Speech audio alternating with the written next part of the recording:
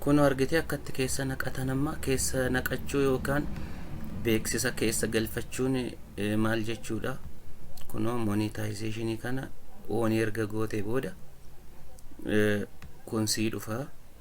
Kunoo irra argite right irratti goota irrattis akka dhufu jalqaba irrattis dhuma irrattis akka dhufu jechuudha. Inni kun gidduuttis akka dhufu keessa naqachuu yookaan gidduu galfachuun nan siin jedhe moolaa. Kunoo manage mid rolls isa jettu kana tuqxala akkasitti yeroo tuqxu maaltu dhufa laa kana dhufa achi amma jalqaba homaa tokko keessi wanti galeen jiru miti.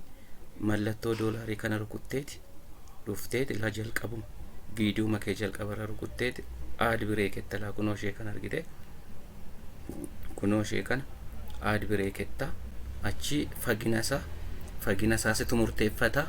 Achi akkasuma gootaati aad bireek achi aad bireeketta sarara kana irra keessaa erga irratti rukuttee booda aad bireeketta ammas fiddeeti irratti rukuttaa bakka beeksisni akkasii galu barbaaddu ammas irratti rukuttaa aad bireeketta irratti rukutteeti aad bireekee jedhaadhuma deemtaa jechuudha. Amma dhumaatti irratti rukuttaa sarara kana hin fiddaa akkas gootaa aad bireeketta irrukuttaa aad bireeketta irrukuttaa aad bireeketta ammas irrukuttaa aad bireekee jedhaa. Kunoo akkasumatti gidduu galfachuu beeksisa gidduu galfachuu yookaan keessa naqachuun nan jedhe. Kunoo gidduu galfachuun akkasi dhalaa beeksisni gidduutti viidiyoo kee gidduutti akkasii dhufu la akkasitti akkasuma goota gidduu naqataa gidduu naqataa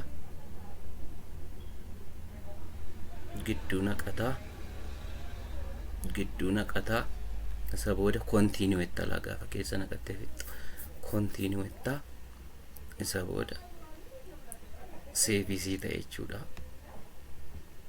Ammaan viidiyoo fe'aa waananii deemuu fi amma ittan fufaa jechuudha.